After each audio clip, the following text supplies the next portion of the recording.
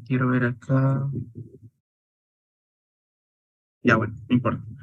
Bueno, chicos, buenas tardes con todos. Soy el doctor Adrián Núñez, soy médico asistente del Hospital Nacional 2 de Mayo, del Servicio de Obstetricia.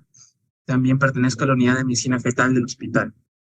El día de hoy me ha tocado hablarles un poco de anormalidades del trabajo de parto. Les agradeceré que si por ahí se me corta, no se me escucha, se va la señal, lo que sea, me avisen, por favor. El delegado Kevin, estate atento, cualquier cosa me avisas. O si no, pasan las diapositivas. Bueno, como les comentaba, yo soy médico asistente del Hospital 2 de Mayo y me toca hablar un poco de anormalidad de trabajo de parto, que es, lamentablemente, es un tema muy extenso para poder tocar en una sola clase. Sin embargo, he tratado de resumirles de manera sucinta todo lo que implica hablar de este tema. Al final, si hay alguna pregunta, algún comentario, algo que por ahí tengan para discutir, me avisan, no hay problemas para poder continuar la conversación. ¿Ok? Me he basado casi toda la literatura de lo que describe el Williams. Yo siempre me he basado en Williams para los temas de fisiología, fisiopatología, de trabajo de parto y sus normalidades, así que pueden encontrar todo lo que les voy a decir, lo van a encontrar ahí mismo. ¿Ok? Entonces, vamos a comenzar.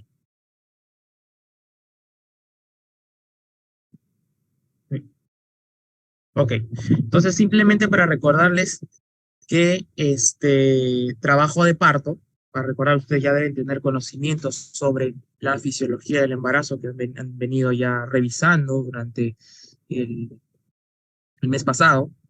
Recordarles que el trabajo de parto, bueno, el inicio del trabajo de parto pertenece, según el Williams, a la fase 3, que es la fase de estimulación, en donde se van a dar los procesos de contracción uterina, dilatación y expulsión del feto junto con placenta y membranas. Finalmente, al terminar la fase 3, vamos a la parte involutiva, que viene a ser el puerperio, que ya dura hasta los 42 días, ¿no? Entonces, tienen que recordar porque por ahí algunos términos de primera etapa, segunda etapa, los vamos a volver a mencionar durante la exposición.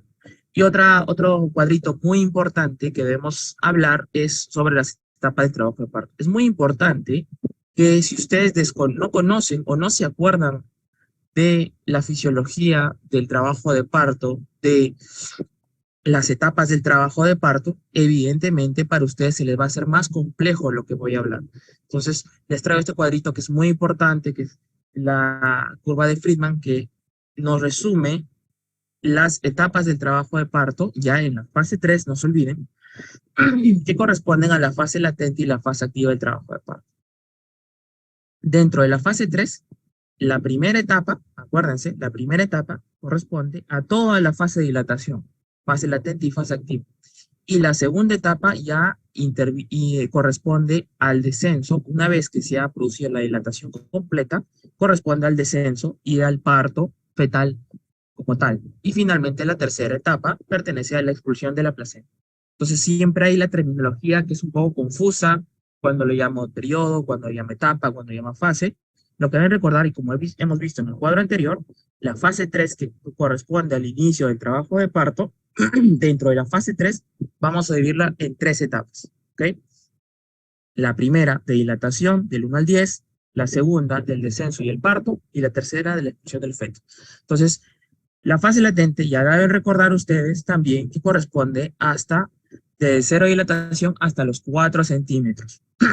La OMS hace algunos años, desde 2016, si no me equivoco, ha tratado de cambiar un poco el, el momento en cual se divide entre fase latente y fase activa, porque se ha notado bajo estudios que eh, los 2 centímetros después del inicio de la fase activa, o sea, hasta 6 centímetros de dilatación, todavía hay un enlentecimiento de esta etapa que no necesariamente corresponde con lo que ya está descrito en lo que ya vamos a discutir más adelante, que es 1,2 centímetros por hora en Nullis, en Multis 1,5 de dilatación.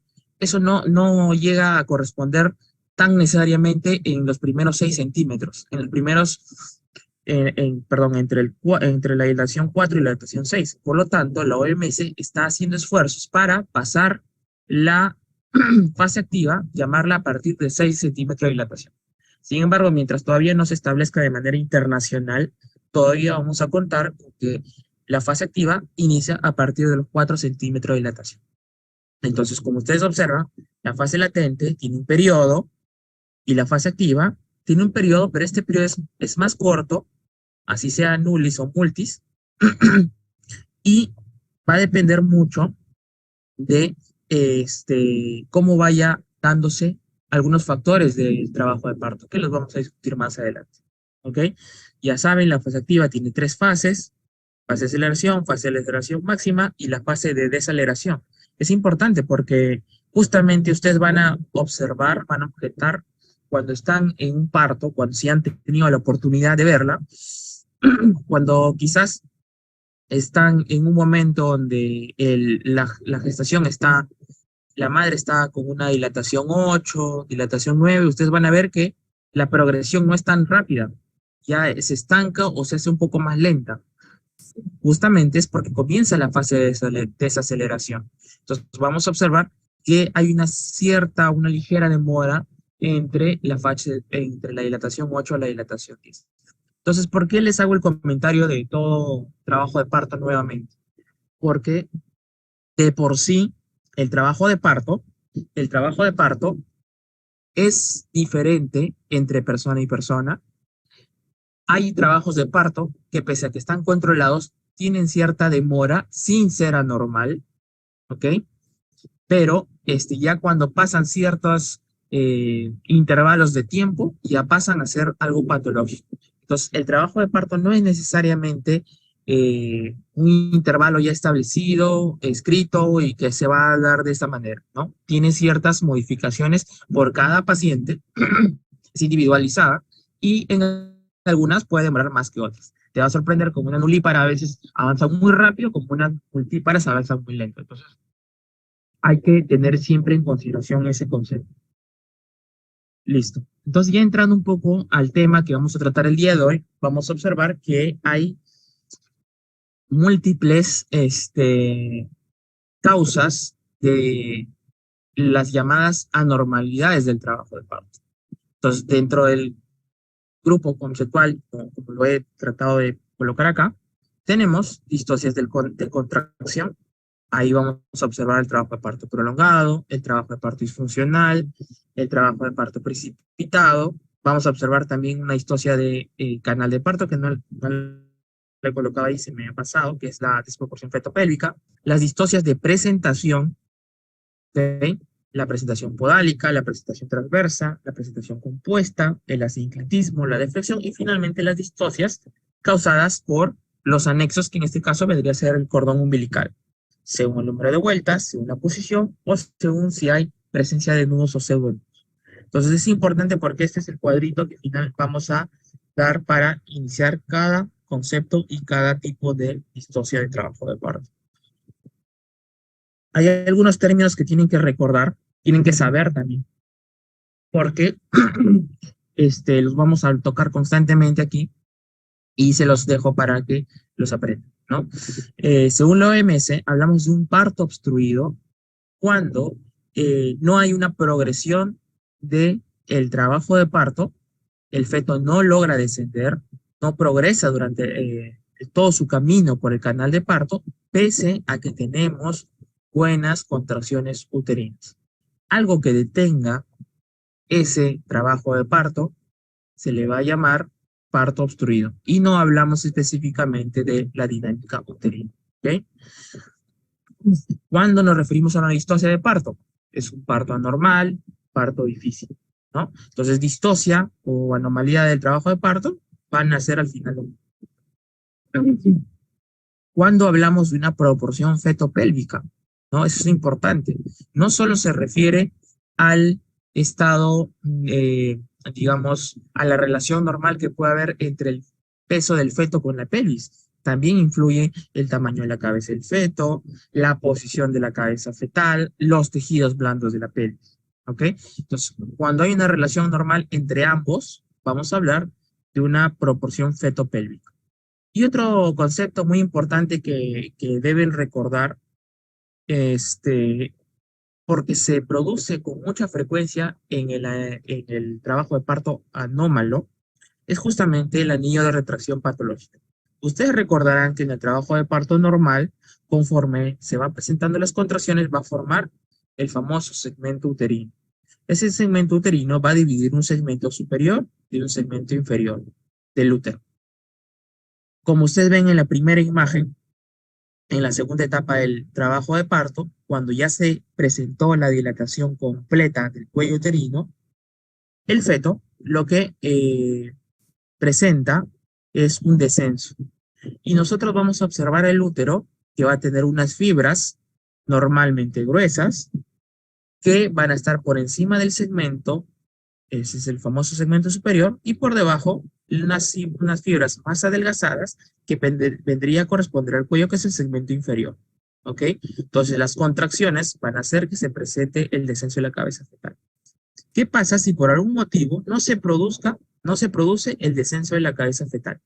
Al no presentarse el descenso de la cabeza, anormalmente se va a contraer, se va a cortar ese segmento superior.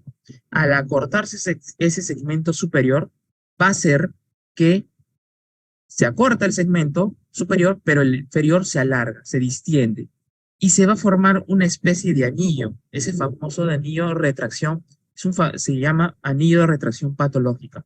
Ese anillo que se forma, a diferencia del anillo que tienen las pacientes en el trabajo de parto, que tiene un cierto grado de grosor, tiene una cierta laxitud, este otro anillo va a hacer que las contracciones, si bien es cierto, inicien en el fondo y vayan hacia abajo, se presenten también con fuerza a nivel inferior, y al formarse el nivel inferior, ustedes observarán, es un segmento muy adelgazado. Entonces, en una imagen más adelante le voy a enseñar que un feto que se encuentra a ese nivel del segmento inferior en una zona o un tejido muy adelgazado tiene mayor riesgo de rotura uterina. Entonces, justamente este anillo de retracción patológica se presenta como un signo tardío de un parto obstruido, ¿no? Tengo una paciente que está, pongámosle en algo extremo, ¿no? 15 horas de dilatación de fase activa y no avanza, no desciende. Tuviésemos la oportunidad de ver el útero así estructuralmente con nuestros ojos, observaríamos justamente este engrosamiento superior con el acortamiento inferior. Y en medio, lo que los separa, se forma una especie de muesca, que es un anillo, por eso se llama anillo de retracción, que justamente es el anillo que separa, que está ascendido y que nos va a separar ese segmento uterino superior del segmento uterino inferior. Eso es patológico y puede producir, como les digo, el inicio de una rotura uterina. Muy bien. Entonces, para hablar de las distocias o de las anormalidades de contracción, que es parte del inicio de lo que significa la parte distóxica del trabajo de parto, tenemos que recordar, ¿sí? ¿Todo bien, chicos? Si no, por favor, a los que están con el micrófono prendido, que los silencien para continuar. Si no, voy a pensar que me están preguntando o algo o me interrumpen por otra cosa. Ok. Entonces, hablando de distocias de contracción, tenemos, chicos, por favor, si pueden silenciar sus micrófonos, hay que respetar al resto que está escuchando la clase, por favor.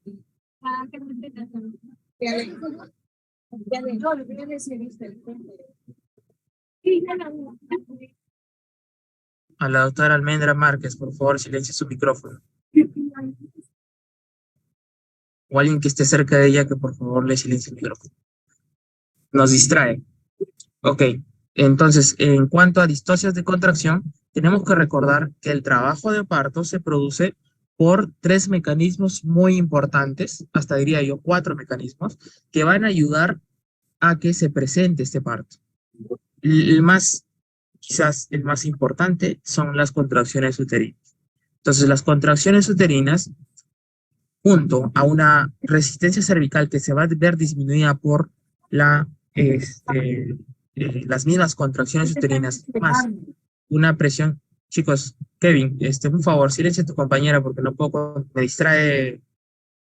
me distrae tu compañera, o ya se fue, creo ya.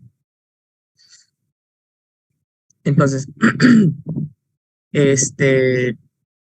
teníamos las tres fuerzas, los tres mecanismos, las contracciones uterinas, una resistencia cervical que debe ser disminuida y una presión del polo fetal que se produce al descender el feto. Estos tres mecanismos van a hacer que se presente el parto. ¿Okay? A esto le sumamos un cuarto mecanismo que viene a ser la presión intraabdominal materna. La madre, ya saben, por el pujo materno, va a contribuir incrementando la presión intraabdominal. Entonces tenemos una presión generada por contracciones uterinas, una presión generada por la presión hidrostática del líquido amniótico que ejerce durante la contracción hacia abajo y la misma presión de la cabeza fetal que va a ejercer fuerza. Estos tres mecanismos van a llevar a un trabajo de parto normal. ¿Ok? Entonces, recordemos que en la segunda etapa, cuando la madre, el útero ya está en dilatación completa, en dilatación 10, y la cabeza fetal ya está descendida o está en proceso de descenso, requiere una fuerza adicional más que vendría a ser justamente este pujo materno o esta presión intraabdominal incrementada. Entonces, ustedes van a observar cuando tengan una paciente, quizás, imagínense, no tenemos una paciente que no haya ingerido alimentos en muchas horas, esta paciente, aparte de lo que desgaste el trabajo de parto, eh, va a estar venida menos, va a estar agotada. Entonces, cuando tú la sometas, la pases a la paciente al expulsivo, les va a pasar que la paciente no tiene ni fuerzas para poder generar el pujo, que es, acuérdense, el mecanismo adicional de fuerza. Entonces, esto puede generar una disfunción, una distocia en la contracción, porque al no tener una fuerza adicional, no se va a permitir el descenso del trabajo del parto. Ustedes no ven que cuando estamos en el parto, estamos fastidia y fastidia, señora, puje, puje, puje. Justamente ese pujo es finalmente lo que va a desencadenar la salida del parto vaginal. Entonces, es de suma importancia contar con estos tres mecanismos más el cuarto mecanismo que se presenta en la segunda etapa del trabajo de parto.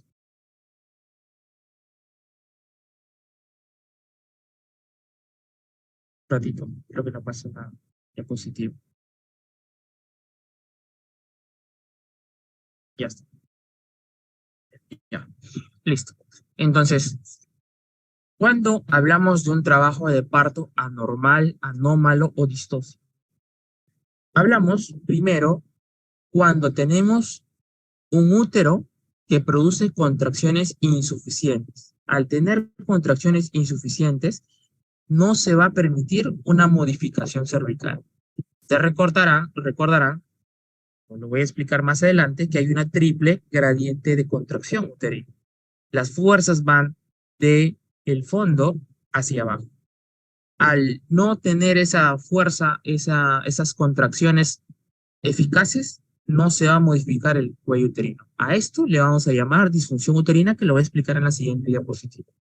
¿Ok? Si a las contracciones inadecuadas le agregamos la falta de la presión intraabdominal que estábamos comentando, que se produce por un agotamiento materno, falta de pujo, tenemos ya una fuerza en declive, ¿no? A eso, otras causas que pueden desencadenar un trabajo de parto anómalo son anomalías en la presentación, anomalías en la posición, cambios en los tejidos uterinos, ¿no? Este, la pelvis materna, las estructuras óseas y blandas de tal. Y también recordarles que justamente la mayor parte de estas anomalías se producen durante la segunda etapa del trabajo de parto, o sea, durante la dilatación completa y descenso del feto.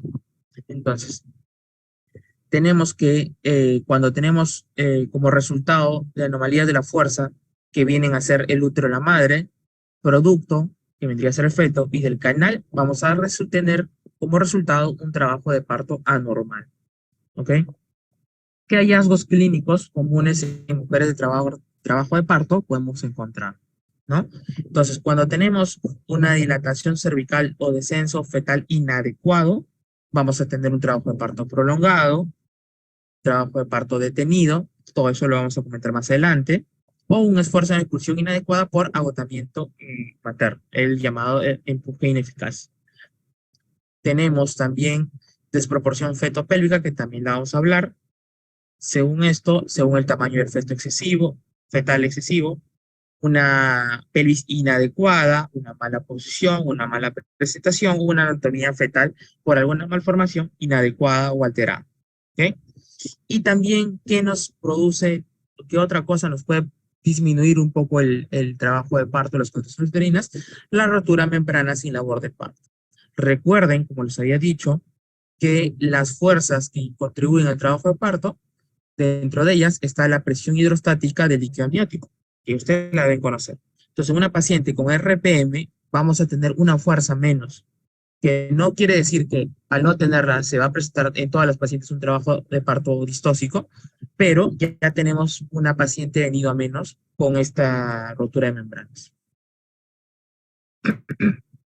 Entonces, como lo comentábamos, el trabajo de parto disfuncional, el trabajo de parto normal va a depender de la triple gradiente de contracción uterina, ¿no? La actividad biometrial que se presenta en el fondo por uno de los focos, que puede ser el derecho o el izquierdo, producen contracciones uterinas de arriba a abajo que se llegan finalmente al cervix y eso va a producir un cambio o una modificación cervical. Requiere de por lo menos unos 15 milímetros de mercurio de presión producida por el útero para que se presenten modificaciones cervicales. Sin embargo, ya sabemos que a menudo las contracciones van a producir una presión de 60 milímetros de mercurio a más. Entonces, tenemos dos tipos de disfunciones uterinas. Tenemos una disfunción hipotónica y una hipertónica. Una hipotónica, cuando tenemos un patrón de contracciones normales, por ejemplo, tengo contracciones cada 3, cada 5 minutos de manera regular. Esto se llama sincrónico, pero son insuficientes para producir modificaciones cervicales, ¿no? De repente son contracciones muy pequeñitas, muy suaves, muy leves, menos de 15 milímetros de mercurio, y son insuficientes para producir cambios cervicales. A esto le llamamos hipotónica, disfunción uterina hipotónica. Tenemos difusión uterina hipertónica, es la llamada incoordinada, que tenemos quizás un patrón irregular de contracciones, o sea, se llaman asincrónicas, o sea, tenemos contracciones en diferente, digamos, no tienen un tiempo como tal establecido, pero tienen una intensidad mayor o regular para producir algún cambio cervical.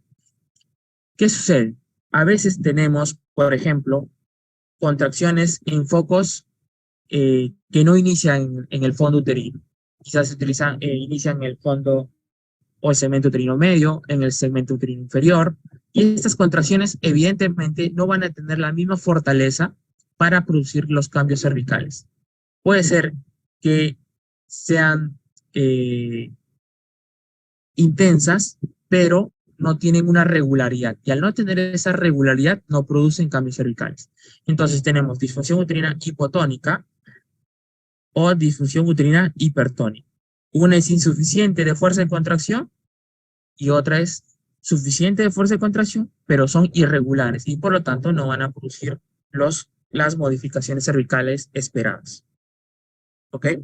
Y dentro de esto ya empiezan a presentarse los diferentes tipos de trabajo de parto distóxico, que es finalmente lo que vamos a conversar un poco de cada uno. Entonces empezamos con el trabajo de parto prolongado. ¿Para qué les recordaba un poco la fisiología normal del trabajo de parto? Justamente para poder hablar de estos criterios de trabajo de parto. Ustedes recordarán que el trabajo de parto normal en fase latente en las nulíparas debe ser hasta 20 horas y en las multíparas de 14 hasta 16 horas, lo que debe durar. Lo que está fuera de ello, lo que está fuera de esos valores de 20 horas y de 14 horas multis, se le va a llamar la prolongación del trabajo de parto de fase latente.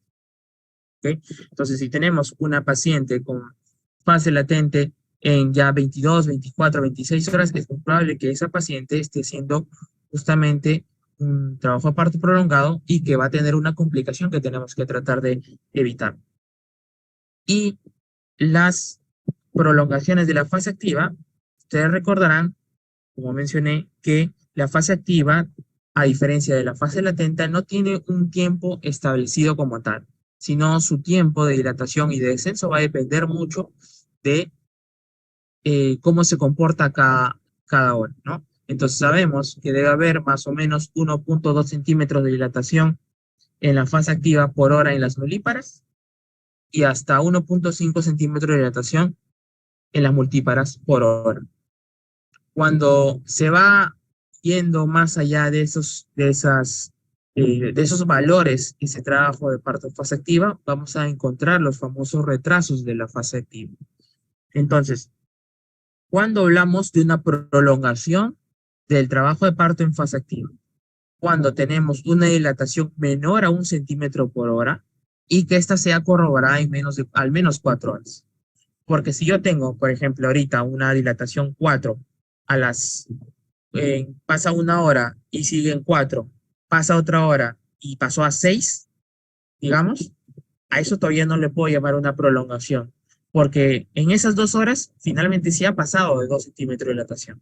Puede estar que en uno esté con menos de 1 centímetro de avance por hora, pero en el otro avanzó 2. Entonces ya no se le puede llamar prolongación. Entonces, cuando tenemos una dilatación menor a 1 centímetro por hora en al menos 4 horas, se le llama prolongación de la fase activa del trabajo de parto. ¿Y cuándo se detiene? Cuando al menos 2 horas no tenemos modificaciones cervicales.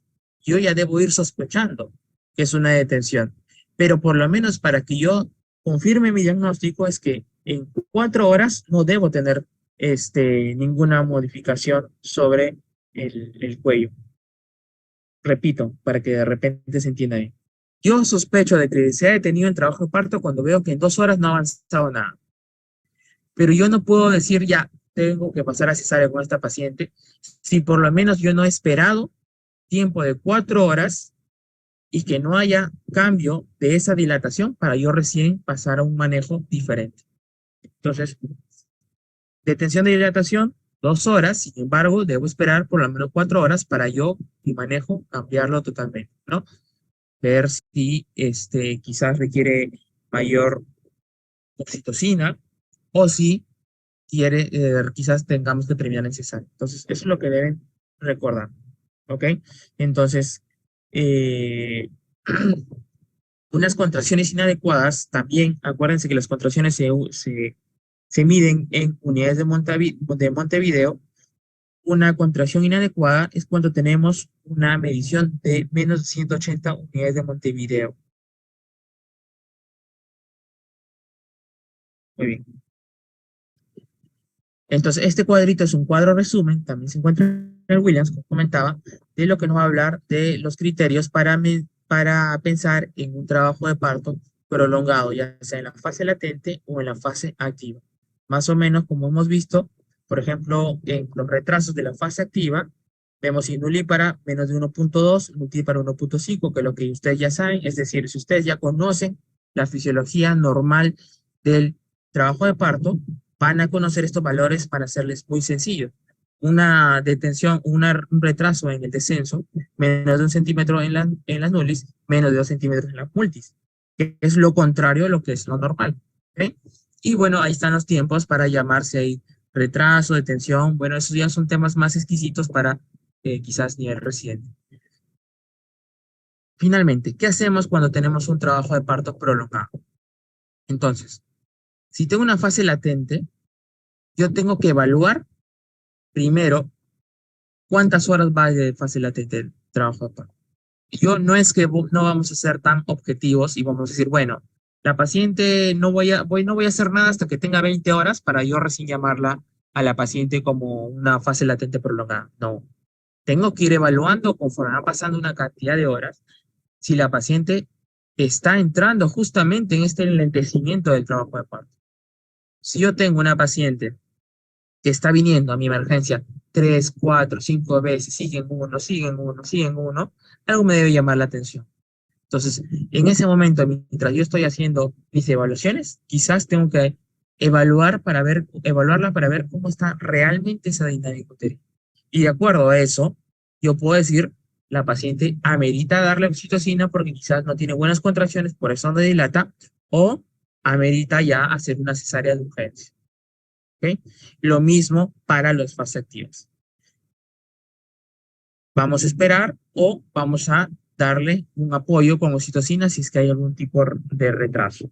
Sin embargo, el tratamiento ya va a variar en la fase activa porque si veo que no hay un descenso en la cabeza fetal, si hay signos de desproporción cefalopélvica, paso a probablemente hacer una cesárea. ¿Okay?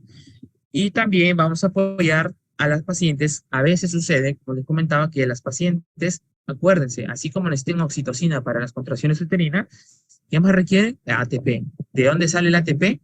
De el consumo de alimentos. Si yo tengo una paciente que no ha comido desde la noche anterior, evidentemente no voy a tener una buena contracción uterina. Tenemos que darle a veces dextrosas o tenemos que darle una dieta blanda para que eso fomente que la paciente tenga más fuerza también para su pujo y también tenga energía para presentar las contracciones uterinas. Entonces, a veces optamos por hacer que descanse la paciente, porque se alimente, y nuevamente reevaluamos si es que amerita mejorar sus contracciones o ya culminar por vía cesárea. ¿Qué otro trabajo de parto importante tenemos? ¿Qué otra distosia de trabajo de parto importante tenemos? El trabajo de parto precipitado. ¿Qué es el trabajo de parto precipitado? Si bien es cierto, nosotros podemos tener trabajos de parto muy rápidos en típaras o en mulis, más frecuentemente en multis, esos trabajos de parto que son excesivamente rápidos, que tú la ves ahorita en 1 centímetro de dilatación y quizás de aquí en 2 horas la ves y ya está completa, a eso se le llaman partos precipitados y no hay que tener temor para denominarles así. Los partos precipitados es un trabajo de parto muy rápido, muy veloz, que te va a producir ciertas complicaciones por el mismo trabajo, por la misma velocidad del trabajo de parto. ¿Ok? ¿Qué sucede? Hay contracciones uterinas que son muy fuertes, muy intensas, o que el segmento inferior, que corresponde al cervix, es muy blando, se va a dilatar rápidamente, o que la paciente a veces no tiene un umbral de dolor muy alto. Hay pacientes que están súper tranquilitas, están con contracciones muy fuertes, muy intensas, están súper tranquilas y no sienten nada. Entonces, cuando tú le preguntas, señora, ¿y cómo van las contracciones? Ahí, tranquila, todo bien. De repente esa paciente ya está pasando rápidamente su proceso de dilatación y no nos va a sorprender que haga un trabajo de parto precipitado. ¿Ok? ¿Cómo se define cuando tenemos un trabajo de parto que dura menos de 3 horas? Se completa el trabajo de parto en 3 horas, desde el inicio hasta el final. ¿Ok? Chicos, vamos a parar ahí segundos porque ahorita creo que se va a cerrar.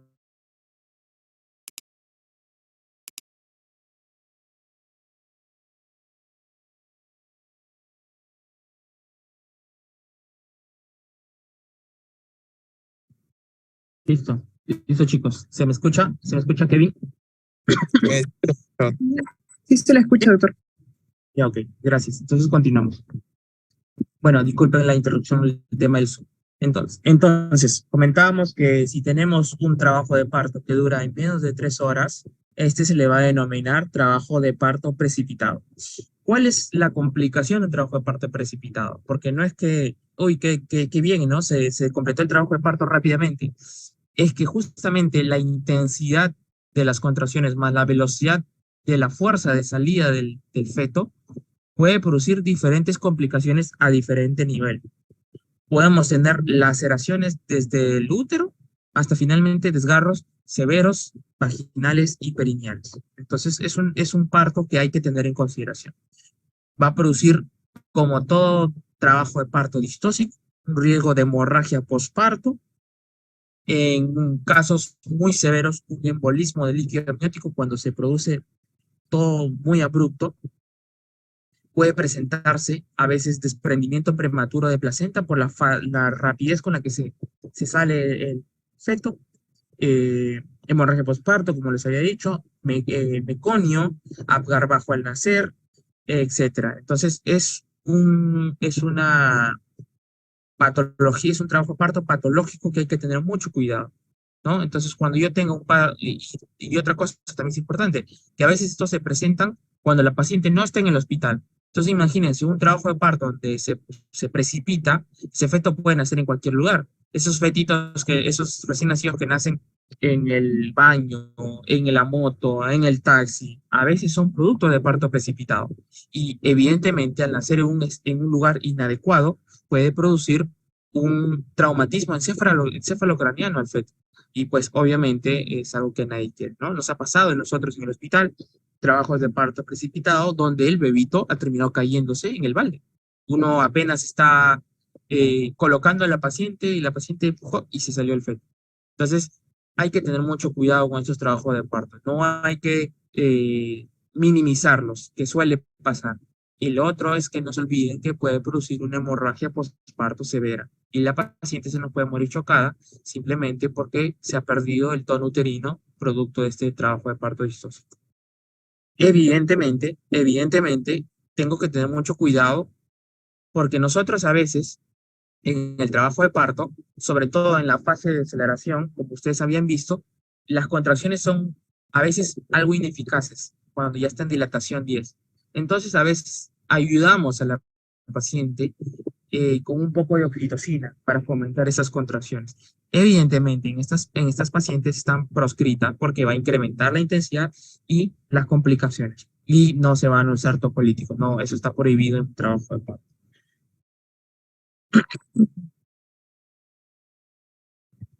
Hablando un poco de distosis del canal de parto, específicamente de la desproporción fetopélvica. Antes, el término de desproporción fetopélvica nos hacía referencia a simplemente a un problema de la cabeza del feto y de la pelvis. Si yo tenía una paciente con un problema que de repente al hacer la biometría fetal por ecografía tenía la cabecita muy grande y la pelvis normal o estrecha, ya eso iba a ser una desproporción fetopélvica. Sin embargo, ahora este término no es absoluto, ¿ok? Entonces, las causas ya no solo son la cabeza. Puede ser la posición de la cabeza fetal, contracciones ineficaces y también puedes presentar un tamaño fetal excesivo, ¿no? Si yo tengo un paciente con una pelvis adecuada, normal, pero con una gestación grande, con un feto grande, con un feto macrosómico, voy a tener una desproporción cefalopélvica. Si yo tengo un feto con una anomalía de la posición, como ya las que vamos a hablar más adelante, voy a tener una desproporción fetopélvica. ¿Ok? Entonces, el diagnóstico, recordar que es dinámico. Yo no puedo llamar desproporción fetopélvica a una paciente cuando no la he visto con contracciones. Cuando te ven con una paciente de tu centro de salud, de tu policlínico, con ese diagnóstico y la paciente ni siquiera tiene algún indicio de contracciones, ese término está mal empleado.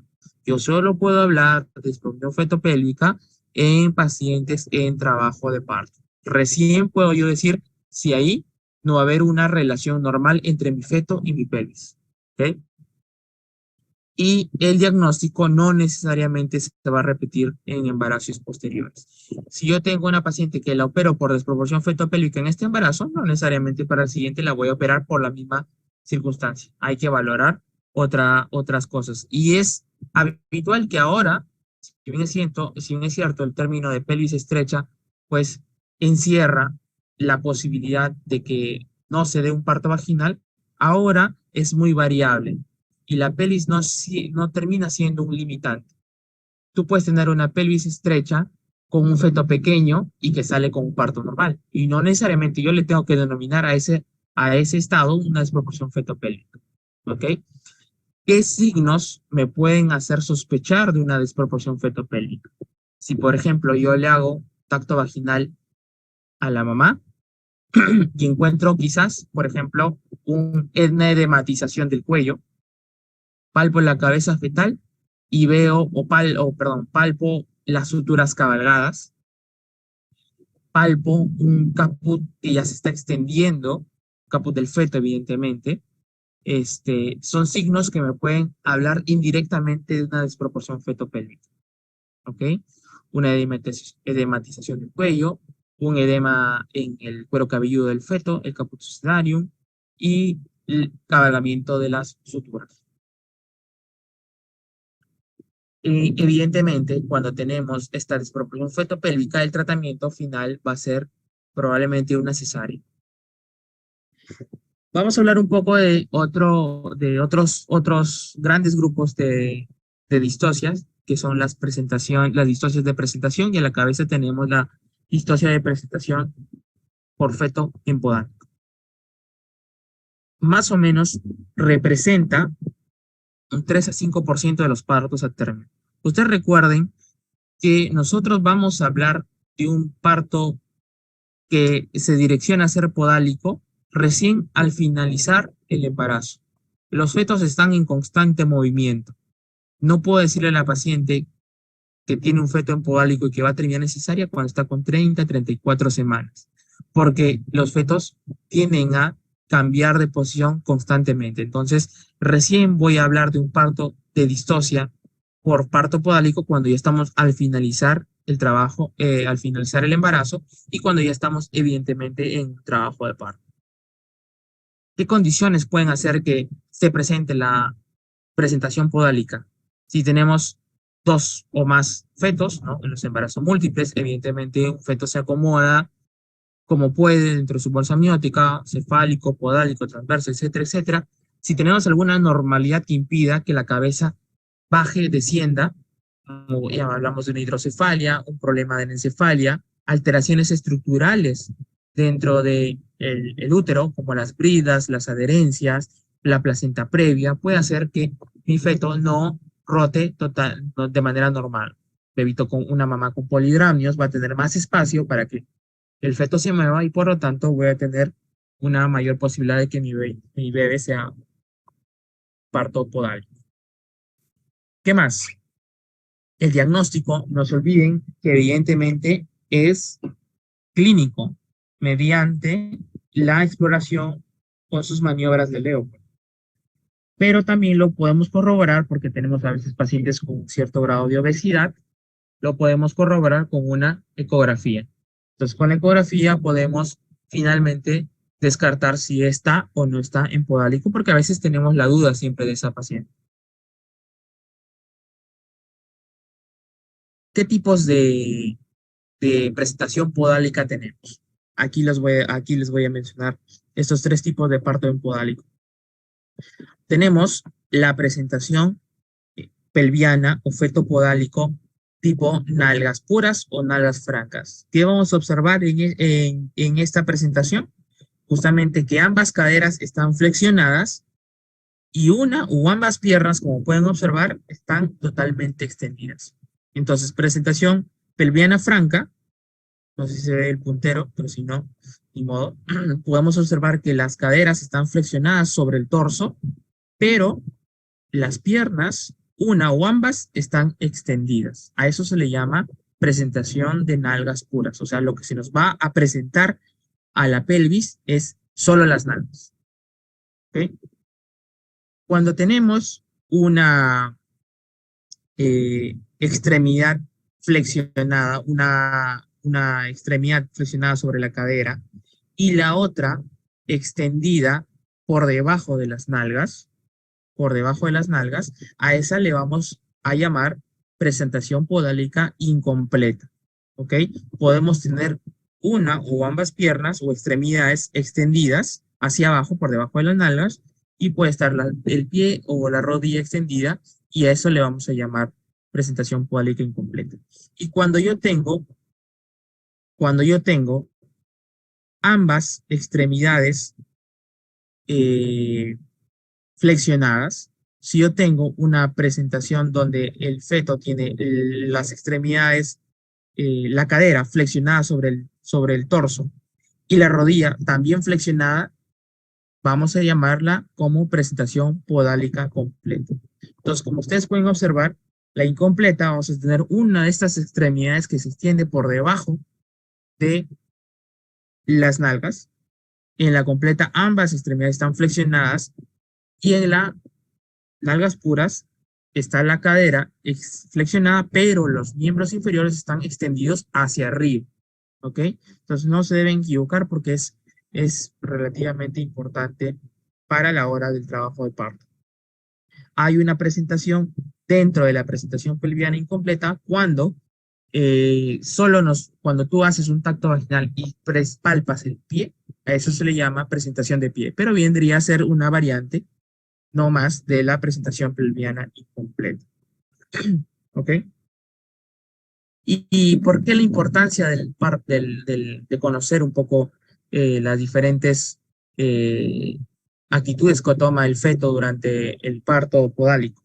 Porque les va a pasar que durante sus serums en su centro de salud van a poder chocarse con diferentes tipos de parto y entre esos van a tener quizás una atención de parto en podálico. No he visto la mayoría de serumistas, ex internos, residentes, que no me ha dicho que no ha atendido por lo menos un parto podálico. Por eso es importante que conozcan cómo es la atención de un parto podálico.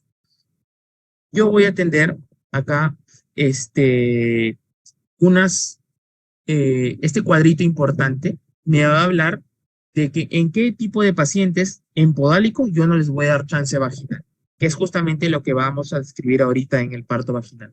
O sea, de este cuadrito, ¿a qué pacientes en podálico les voy a hacer cesárea? Uno, y es probablemente una de las más importantes, es la falta de experiencia del operador. Por ahí una vez hace poco nomás una alumna me preguntaba en la guardia, ¿por qué no se daban chance de los partos podálicos? Si hay parto podálico en la maternidad o en algunos otros lados. Porque los riesgos del parto podálico sopesan más que los beneficios.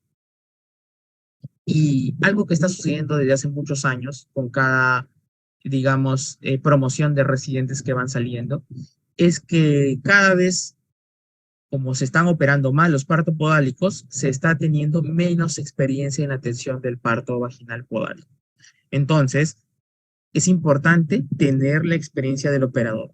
Yo no voy a tener un parto podálico si es que he visto 1 o 2 partos podálicos en mi vida y quizás hayan salido solos. Entonces, eso va a favorecer a que una presentación podálica termine en una cesárea. ¿Ok? Si hay una paciente que evidentemente me solicita una cesárea, no puedo obligarla a dar un parto vaginal en estas condiciones. Fetos grandes, fetos macrosómicos, tampoco le voy a dar chance de parto podálico, ¿no? Esto de fetos pretérminos sanos o aparentemente sanos va a ser muy variable, va a depender qué tan pretérmino, o sea, no es lo mismo un parto pretérmino a las 34 semanas o a las 36 semanas donde hay maduración pulmonar y un parto pretérmino a las 30 semanas, a las 28 semanas. Evidentemente, mientras más prematuro sea, tengo mayor riesgo de complicaciones de ese parto, independientemente de que sea un parto podálico. Que se va a hacer más fácil porque es un bebé con menor peso, sí, va a ser más sencillo. Pero las complicaciones a largo plazo en este feto van a ser variables. Entonces, digamos, por ahí puede ser un poco subjetivo cómo va a ser este tipo de conversación si es que el bebito es prematuro, ¿no? Si tiene una anomalía fetal que me impide un parto vaginal, evidentemente, ¿no? Si yo tengo una paciente con una espina bífida abierta, no me voy a lanzar ni siquiera asiste encefálico en mandarla a hacer una paciente, a hacerle un parto vaginal, ¿no? Si tiene un defecto de hernia diafragmática, una cardiopatía congénita incompatible con el parto vaginal, qué sé yo, no me voy a lanzar a hacer que esa paciente haga un parto vaginal podálico, ¿no? Entonces, tenemos que tener mucho cuidado. Evidentemente, yo voy a darle chance vaginal a las pacientes que tienen, de preferencia, presentación podálica en nalgas puras o en nalgas completas. Porque si yo tengo una paciente donde se me está saliendo el piecito, el pie o la pierna por el canal vaginal, va a ser muy difícil que yo pueda traccionar el resto del pie del otro pie y que no me pueda lesionar al feto. Entonces, generalmente las prestaciones pelvianas incompletas no les damos chance de parto vaginal de ninguna manera. ¿Ok? Este, y bueno, evidentemente, si ha tenido una cesárea previa, también va a disminuir la posibilidad de que se haga un chance, se le dé un chance de parto vaginal al parto podálico. Entonces, en la atención del parto podálico es importante que ustedes deben saber que se hace de dos personas. Siempre tiene que haber una persona que te acompañe para la atención del parto podálico. Y ahora lo vamos a ver por qué. Tengo que hacer, si veo que el ponderado del feto es relativamente normal, no es un feto pequeño, le tengo que hacer una episiotomía, sobre todo si es nulípara, y tengo que ir valorando que generalmente los partos podálicos son partos que van naciendo solos. Tú los dejas como conforme van avanzando, van saliendo y tú lo que le vas a ayudar es a la extracción de la cabeza fetal, que ya lo vamos a ver en el siguiente cuadro. Entonces, puede tener un feto, por ejemplo, en este caso, que tengo un feto con presentación en algas francas, yo lo que voy a hacer es que cuando se está protruyendo por el canal vaginal las nalgas, voy a introducir mis manos, voy a tomar las caderas y voy a tratar de traccionarlas hacia la salida. Una vez al traccionarlas, voy a rotar el cuerpecillo del bebito de manera suave para tratar de desimpactar las piernas. Acuérdense que en este caso, por ejemplo, tenemos las piernas que están extendidas. A veces es más sencillo cuando están flexionadas porque las tienes rápidamente ahí manipulables, pero cuando están extendidas tienes que rotar un poco el feto en esa posición con las caderas afuera y traccionar las extremidades, ¿ok? Una vez que hemos sacado las extremidades, vamos traccionando con la ayuda de una gasa o con una toalla el cuerpo. ¿Y cómo lo hacemos? Tenemos que colocar nuestras manos en, con los dedos sobre las crestas ilíacas del feto y los pulgares sobre el sacro.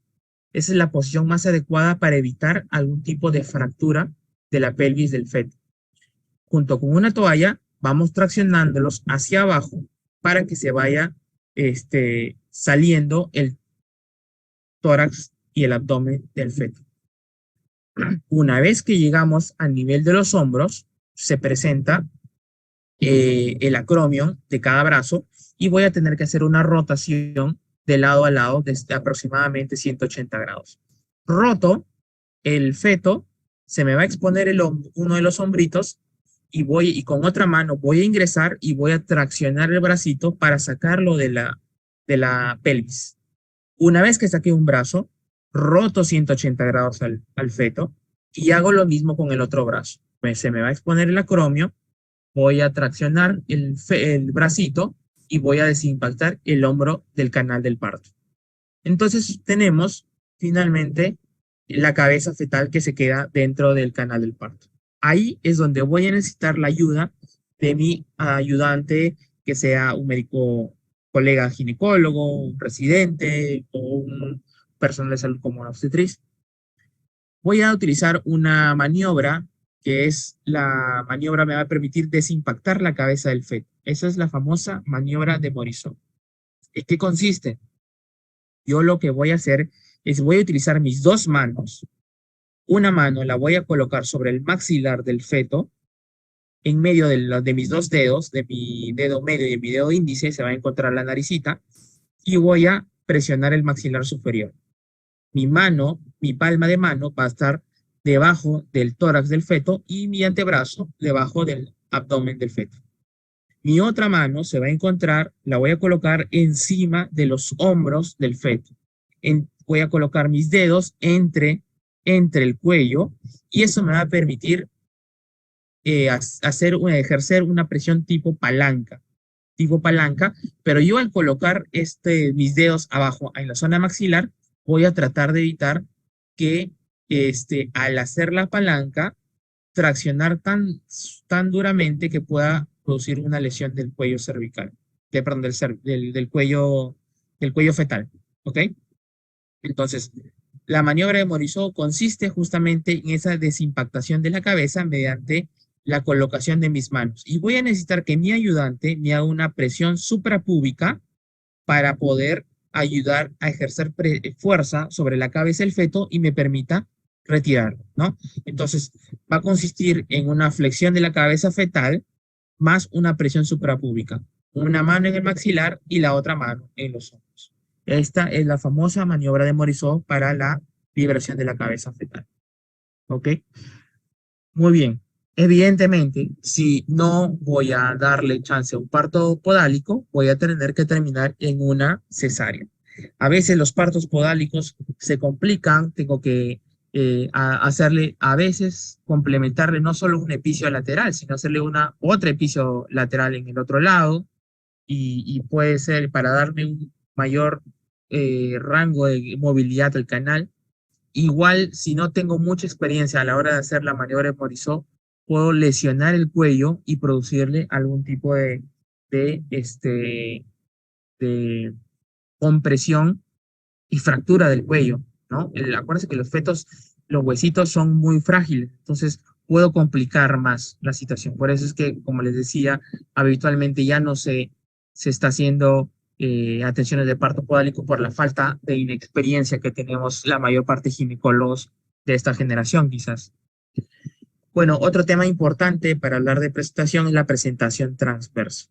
Y cuando hablamos de una presentación transversa, cuando tenemos que el feto se encuentra perpendicular al eje materno.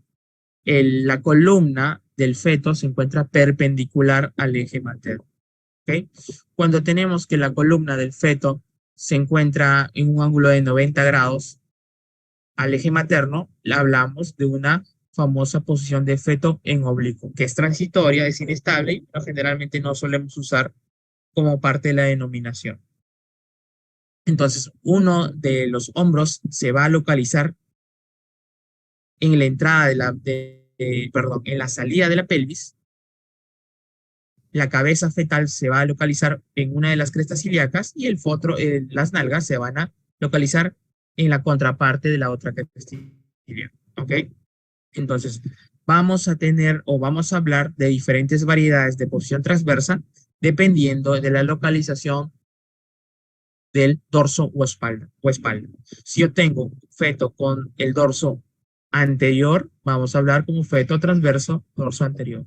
Puedo tener dorso superior, puedo tener dorso inferior, o puedo tener dorso posterior, que a veces eso hace que me haga el diagnóstico más difícil cuando el feto está en podálico.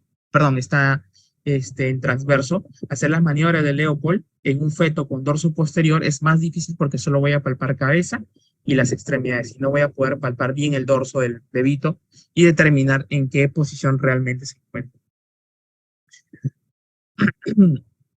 ¿Cómo podemos sospecharlos? Aparte de la maniobra de Leopold, justamente cuando tengo una altura uterina que no corresponde a la edad gestacional. Evidentemente, el abdomen se va a elongar de manera horizontal, ¿no? Voy a ver un abdomen ya más ovalado, ¿no? Puedo palpar el polo cefálico en alguna de las crestas ilíacas y también va a suceder que cuando yo tengo una paciente en trabajo de parto y el feto está en transverso, puedo llegar a palpar las costillas del feto y bueno, eso es también parte de la evaluación clínica para el diagnóstico. Si yo tengo un feto que ingresa en trabajo, una madre que ingresa en trabajo de parto, puedo presentar que una de las extremidades prolapsen por el canal del parto. Y esto es de mucho riesgo, esto es una emergencia obstétrica. Al prolapsar una de las extremidades, ese feto va a seguir doblándose el organismo, el cuerpo va a tratar de expulsarlo y va a producir lesiones en el brazo. E incluso nosotros mismos, al tratar de traccionarlo, si no conocemos bien la posición del feto, podemos traccionar, hacerle algún tipo de parálisis o lesión nerviosa. Entonces, es una emergencia quirúrgica encontrar un prolapso de brazo o de hombro. ¿Ok? Cuando, por ejemplo, esta gráfica que podemos observar, ahí podemos observar el famoso anillo de Baldel o anillo de retracción uterina o anillo de contracción patológico. Cuando, por ejemplo, tenemos un trabajo de parto que progresa a su dilatación máxima, pero no desciende porque sale uno de los hombros, ¿no? O no hay un buen descenso de la cabeza fetal, entonces el útero va a empezar a seguir, va a continuar contrayéndose, contrayéndose, contrayéndose, hasta que las contracciones hagan que el útero se acorte y el segmento inferior, como les había comentado, se elongue. Ustedes pueden observar en ese gráfico cómo se ve una muesca, ¿no? Un anillo que conecta el segmento uterino superior e inferior, pero fíjense dónde se encuentra el feto. El feto todavía parte de la mitad del cuerpo o más se encuentra en el segmento uterino superior. Eso puede hacer que la debilidad a nivel de este anillo produzca una rotura uterina, que sería pues lo más grave que se presente en estos casos, ¿no? Entonces tenemos un paciente así, prácticamente el tratamiento es cesárea. Y la cesárea es importante que sepa que cuando hacemos una cesárea en fetos en transverso, vamos a tener que evaluar bien si el dorso está anterior o posterior, si está superior o inferior.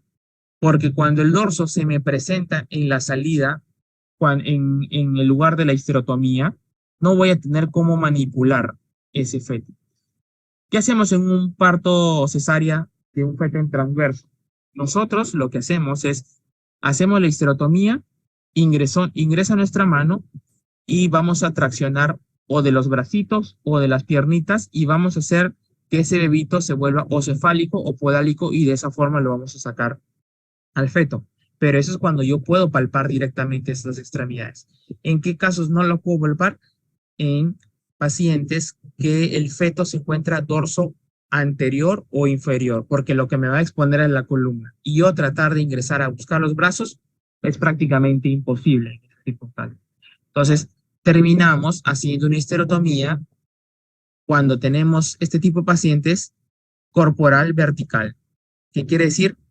Prácticamente hacemos una histerectomía, perdón, una histerotomía grande a nivel de segmento uterino superior e inferior de manera vertical, porque eso nos va a dar facilidad para llegar a las extremidades y volver ese parto en podálico y encefálico para poder retirarnos.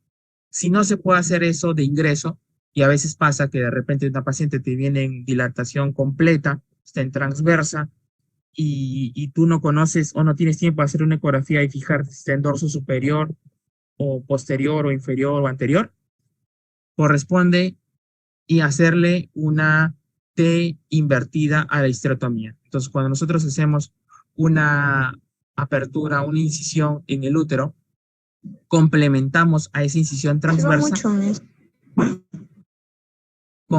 complementamos a esa incisión transversa una incisión vertical. Eso va a dar una especie de incisión en T invertida, por eso se le llama así, para poder tener más facilidad de maniobrabilidad del feto para la expulsión durante la cesárea. ¿Ok? Los trabajos de parto de pacientes en transversa son muy complicados, tienden a complicarse, presentan mucho sangrado, presentan hemorragia postparto, etcétera, etcétera. ¿Ok? Ahí luego vamos a hablar un poco de las complicaciones del trabajo. ¿Qué más tenemos? La presentación compuesta. Tenemos una presentación que es cefálica, sin embargo, que va a presentar una de las extremidades por delante de nuestra presentación. Hablando del polo, que es la cabeza fetal. Entonces, si yo tengo un bracito que se encuentra por delante de la carita o que de repente se encuentra por encima de la cabeza, me va a dificultar la salida del feto. Y evidentemente esto me puede generar un trabajo de parto distóxico, ¿ok? Sin embargo, la mayoría de veces esta misma presentación no tiende a terminar o no interfiere con un parto vaginal. Van a ver ustedes muchas veces que se completa el parto, el bebito sale con la mano en la cara, en el cachete arriba y sale normal, ¿ok?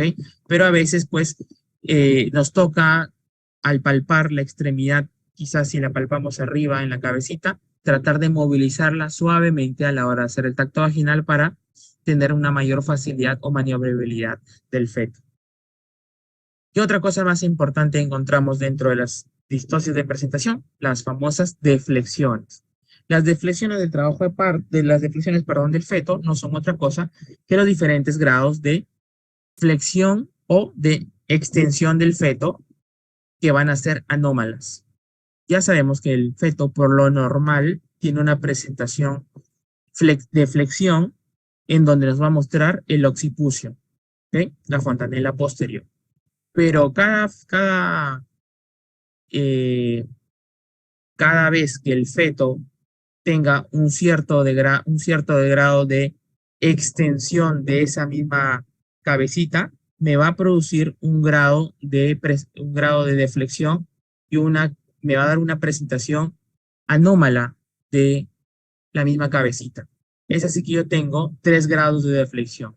El primer grado es cuando se me va a presentar como punto de referencia la BREC. Es importante que se acuerden porque eso siempre es pregunta de los exámenes. Entonces, si yo tengo un punto de referencia en la brecma, voy a observar, como ven en la figura B, que tengo un diámetro que va de la parte posterior del occipucio hacia el brecma, ¿no? Y aproximadamente mide 11.5 centímetros. En teoría, yo le puedo dar un parto vaginal. Cuando tengo un feto que presenta un mayor grado de extensión o de deflexión también, vamos a pasar al segundo grado. En este segundo grado, lo que nos va a presentar es la frente y el punto de referencia es la nariz. En este caso, voy a tener un mayor diámetro que va a ser aproximadamente de 13.5 centímetros.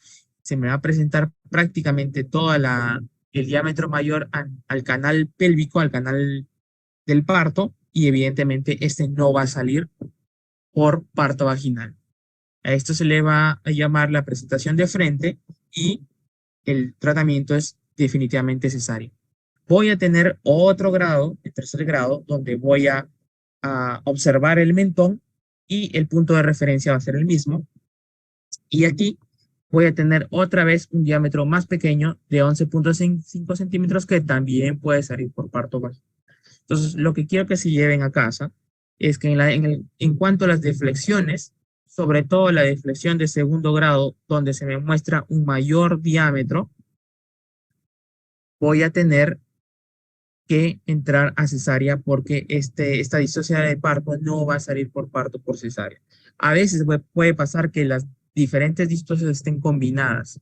Puedo presentar un asinclitismo con un grado de flexión, puedo presentar una presentación compuesta con un grado de flexión, entonces también eso va a contribuir en que si va a salir el parto por vía vaginal o por vía cesárea. ¿Ok? Otro tipo de distosia va a depender mucho de el ciclitismo con el que se va a presentar la cabeza fetal. Recordemos que normalmente cuando se va presentando el descenso de la cabeza fetal, el eje de la sutura sagital siempre es concordante en distancia con la pelvis, con el sacro, el promontorio o el sacro en este caso, y la sínfisis del pubis. ¿Qué quiere decir? Yo siempre voy a tener una equidistancia entre el sacro y la sutura sagital, igual que la sutura sagital con la sínfisis del pubis. A eso se le va a llamar de manera normal el sinclitismo, ¿ok? Pero cuando tengo un grado de movimiento de la cabeza del feto y la sutura sagital se me desplaza de manera anterior o posterior, voy a llamar a esta patología como asinclitismo. ¿Y qué es el asinclitismo? El asinclitismo no es otra cosa que la desviación de la sutura sagital hacia la parte del sacro o hacia la parte del pubis. ¿Cómo es la denominación? Cuando yo tengo que la sutura sagital se me va a la cara posterior, o sea, al sacro, y se me va a mostrar el parietal anterior, a eso le voy a llamar asinclitismo anterior. Cuando yo tengo que la sutura sagital se me hace anterior, o sea, se me dirige hacia la sínfisis del pubis, a eso le voy a llamar asinclitismo posterior porque se me va a mostrar el parietal posterior. Entonces, la denominación de asinclitismo anterior y posterior, no se olviden que no va a depender de la dirección que toma la sutura sagital, sino va a depender de qué parietal es el que se me va a presentar. Posterior si se me presenta el parietal posterior y anterior si se me presenta el parietal anterior. ¿Ok? No se olviden. ¿Qué complicaciones vamos a observar en el trabajo de parto? Estas son complicaciones generales de todo lo que es trabajo de parto distóxico. ¿Ok?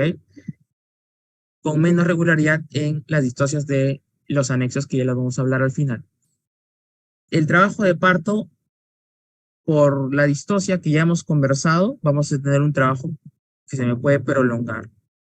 Al prolongarse, voy a tener una mayor exposición de las membranas ovulares de la placenta, del útero, a los gérmenes comunes o gérmenes de la vagina.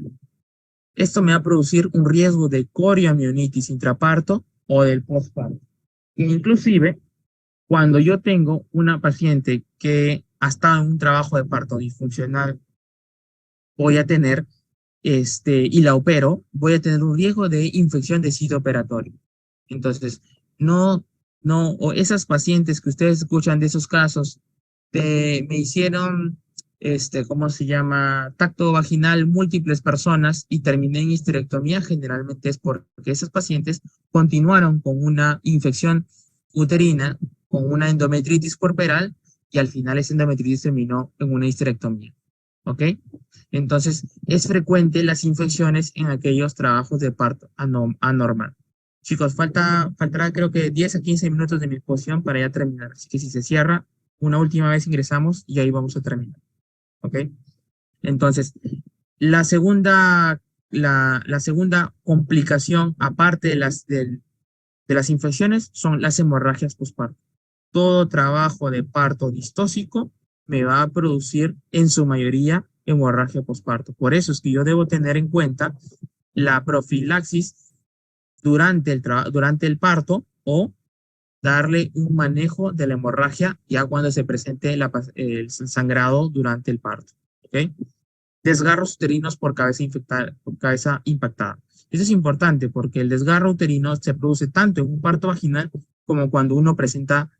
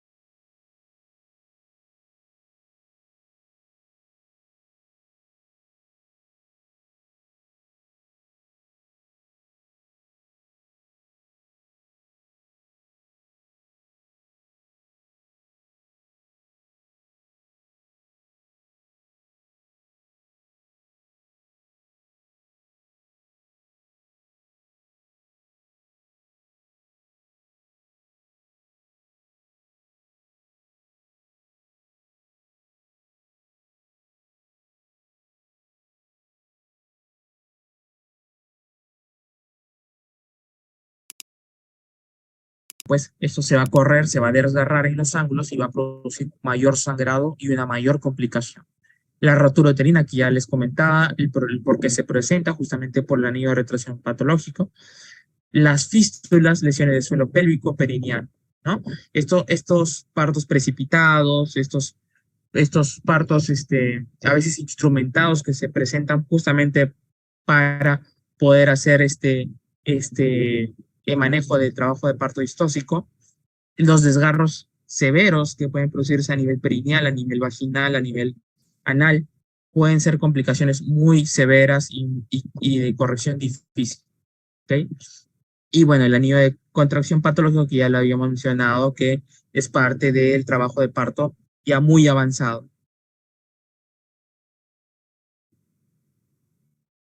Finalmente, otras distocias del trabajo de parto, tenemos aquí las distocias del cordón umbilical. Recuerden ustedes, el cordón umbilical está formado por dos arterias, una vena y una gelatina que es tejido mesenquimal que va a rodear nuestro cordón umbilical.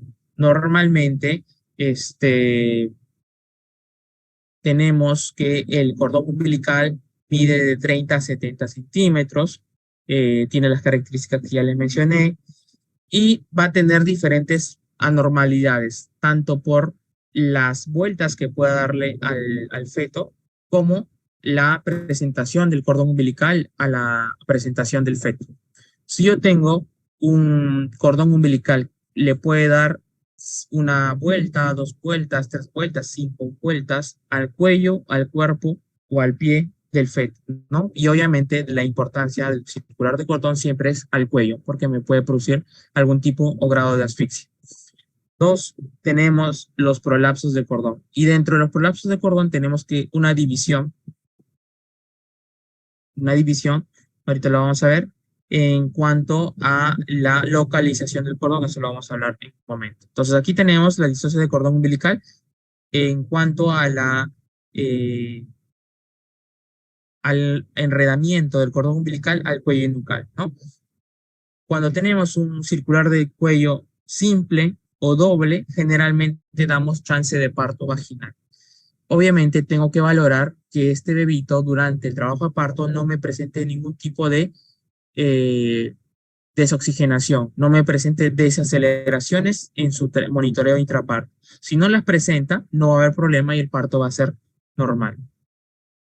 Las distocias del cordón umbilical en cuanto al prolapso, tenemos de tres tipos. El prolapso del cordón, el procúbito del cordón y la lateroincidencia. ¿En qué se diferencia una de la otra?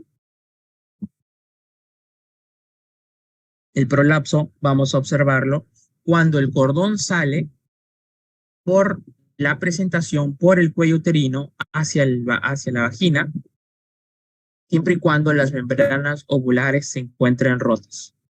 Si no se encuentran rotas, pero el cordón está por encima de la presentación, se le llama procúbito de cordón. Entonces, procúbito y prolapso es lo mismo.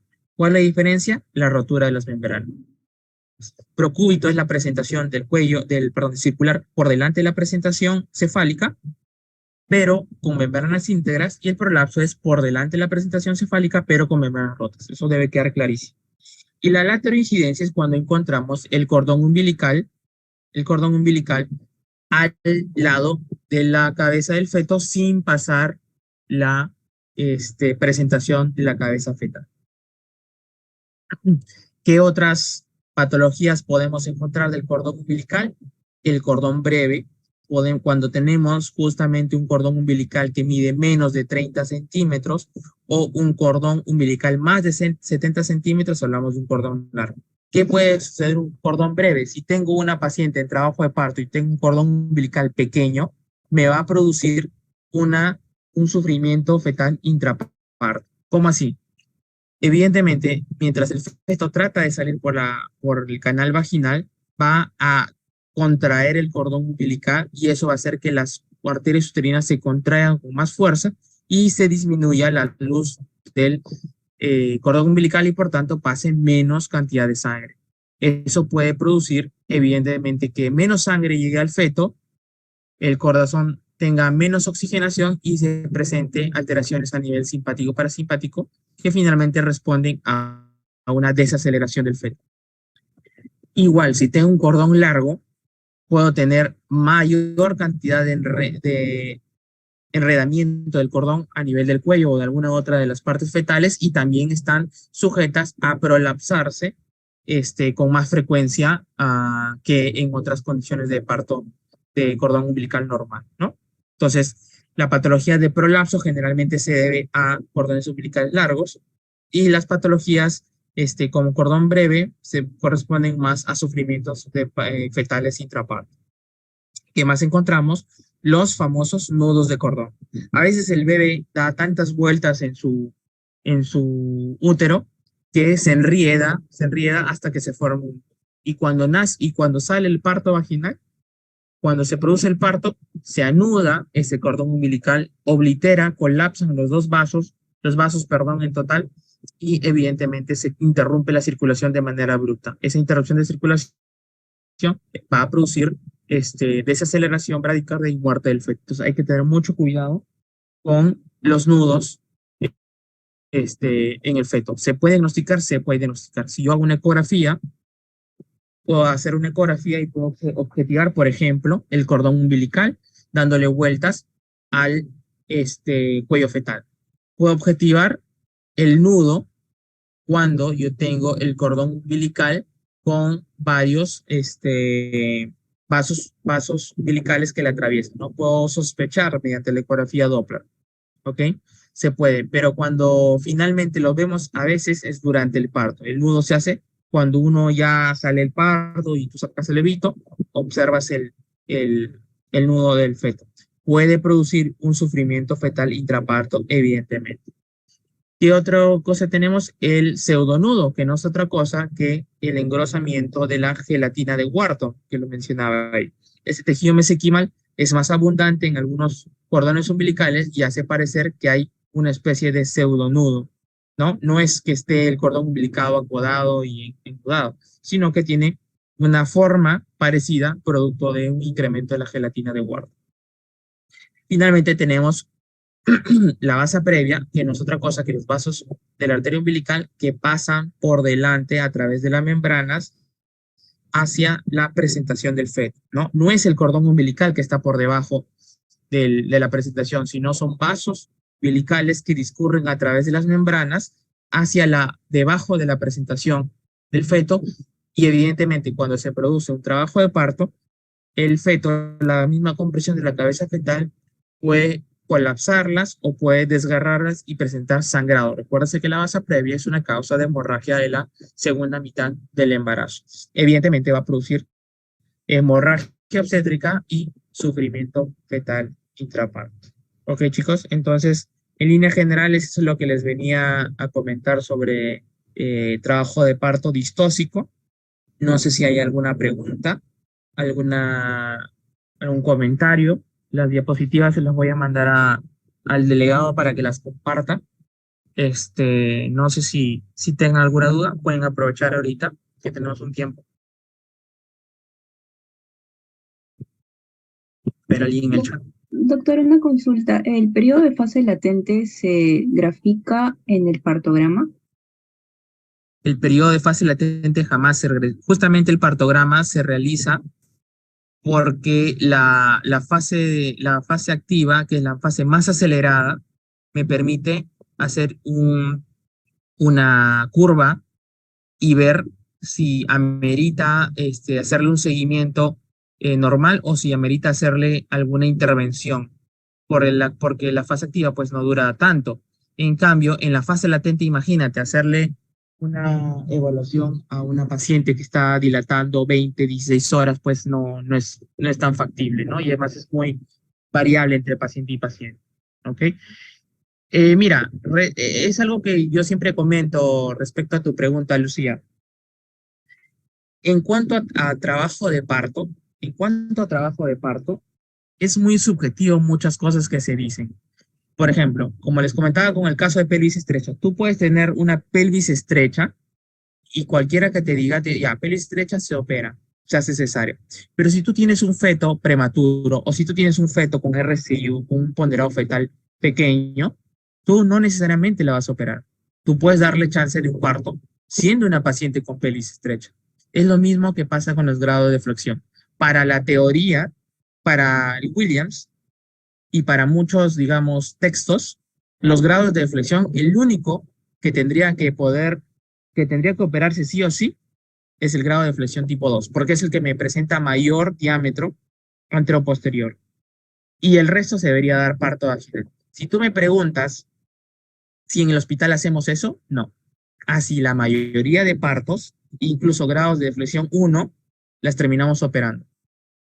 ¿Ok? Entonces, para la teoría, para el Williams, como te vuelvo a decir, que es donde yo he basado mi evidencia, el grado 3 también da indicación para parto vaginal, pero habitualmente el grado 2, el grado 3 son partos por cesárea para nosotros. ¿Ok? Igual pasa, por ejemplo, con placenta previa. Placenta previa, como les comentaba a mis alumnos la vez pasada, en placenta previa te dicen la placenta previa de inserción baja, la que está por fuera de 2 centímetros, es la única que puede dar parto vaginal. Tú me preguntas si damos chance de parto vaginal a una placenta previa, así sea de inserción baja, jamás damos chance de parto vaginal, porque finalmente ese cuello se dilata, puede llegar al borde inferior y producir un sangrado y evidentemente una complicación fetal y materna. Entonces, muchas cosas de las que están escritas en los libros y en los textos cotidianamente no se hacen. ¿Alguna otra pregunta?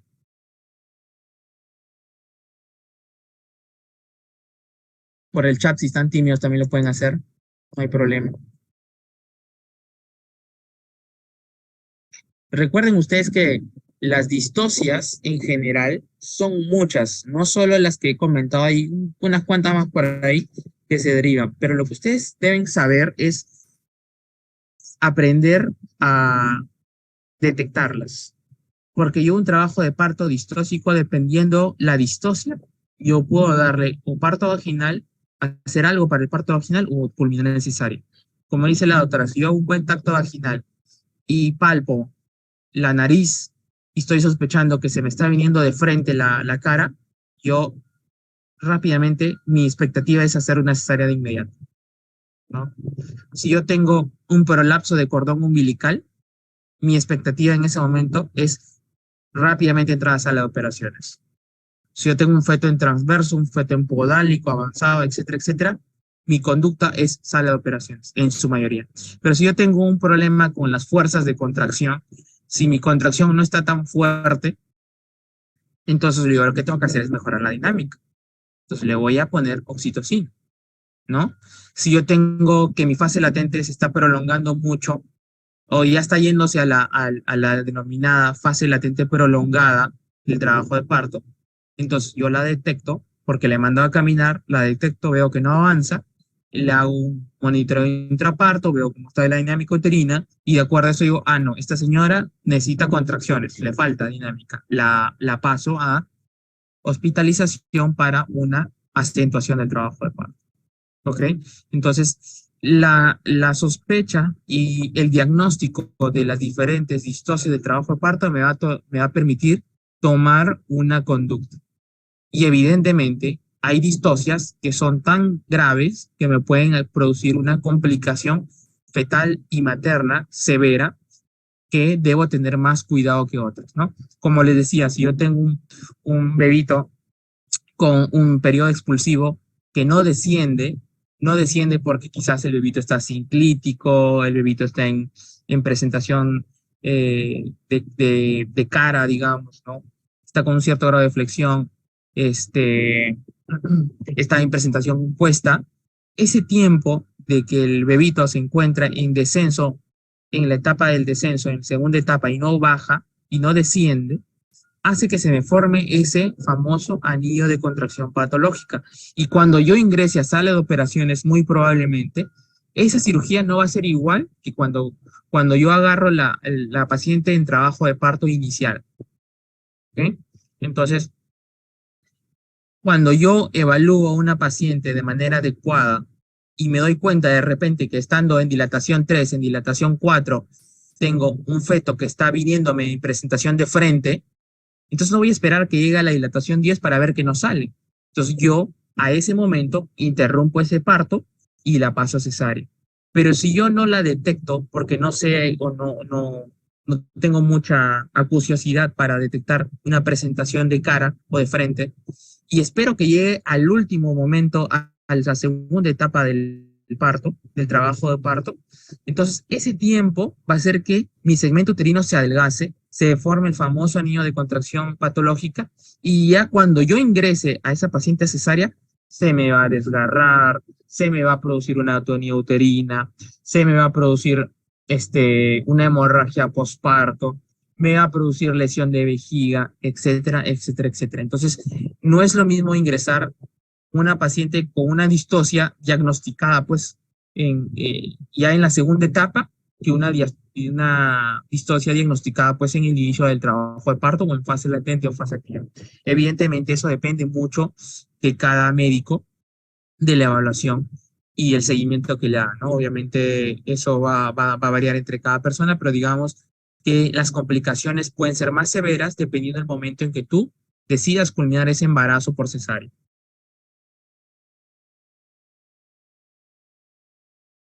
¿Alguna otra pregunta, chicos?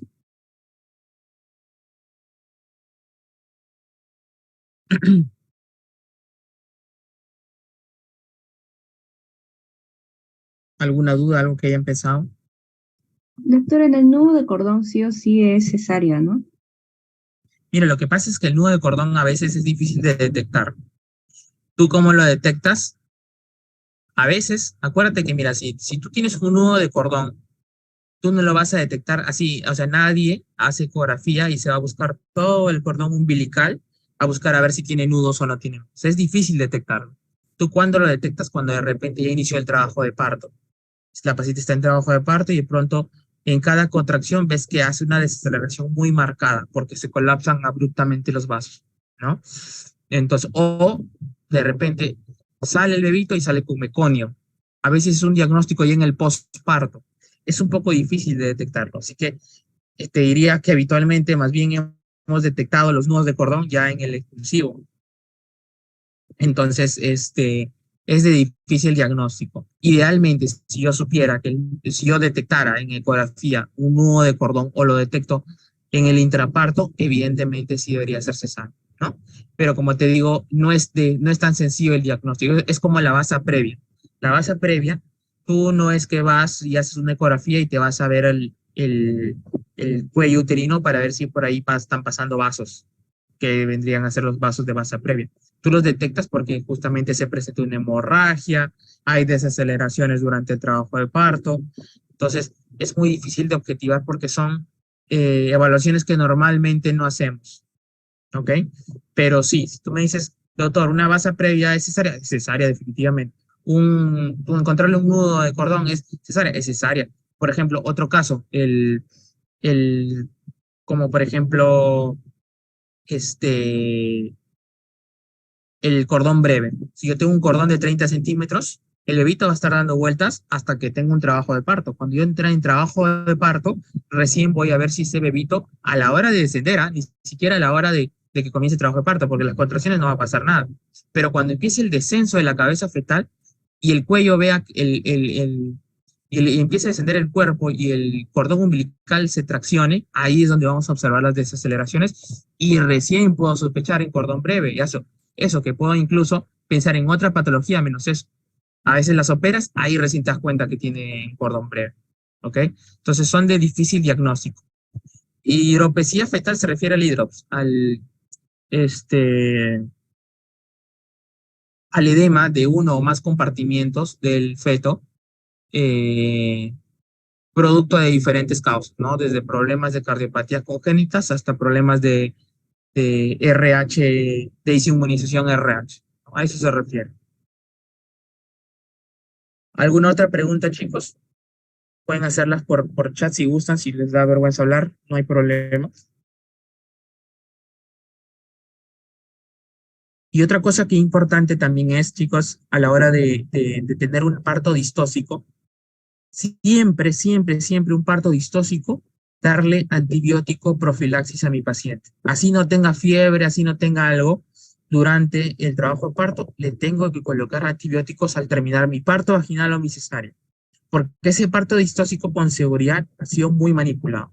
Si yo tengo una paciente que está en trabajo de parto prolongado, ¿qué es lo que va a pasar? Yo voy a estar haciendo tacto, haciendo tacto, haciendo tacto. Si yo tengo una presentación de cabeza de una deflexión de primer, segundo, tercer grado, cada vez que yo estoy valorando para ver si desciende la cabeza fetal, estoy en contacto y de repente viene el residente, doctor, a ver, para ver, yo también quiero palpar la nariz. Viene, de repente el internito por ahí, doctor, yo también quiero palpar la nariz a ver qué se siente. Entonces, muchas personas van haciendo tactos vaginales. Además que muchas veces ya se rompen las membranas y se expone ya más fácilmente el feto al exterior. Entonces, el riesgo de infecciones es bastante alto. Entonces, cuando yo tengo una paciente con algún tipo de parto distóxico, tengo que cubrirla con antibióticos para evitar las infecciones. Aún así, a veces con todo y las medidas tomadas, sale el bebito, cojo yodo, le lavo el útero, lo que sea, con todas esas medidas se me infecta el bebito, se me infecta el útero. Entonces, hay que tener mucho cuidado con el tema de las infecciones, ¿no? Hacen infecciones de sitio operatorio severas, hacen gangrenas de Fournier. Entonces, son complicaciones muy complicadas, perdón, muy complejas de tratamiento. Entonces, lo mejor que pueden hacer, por lo menos, es tratar de colocarle un antibiótico profilaxis para evitar, pues, la complicación. Y lo otro, no se olviden, para finalizar, es la hemorragia postparto. Trabajo de parto distóxico es un trabajo de parto que muy probablemente me termine en una hemorragia postparto, ya sea por atonía uterina, porque tu útero se desgasta, o ya sea por lesiones del canal del parto, lesiones del cervix, etcétera, etcétera.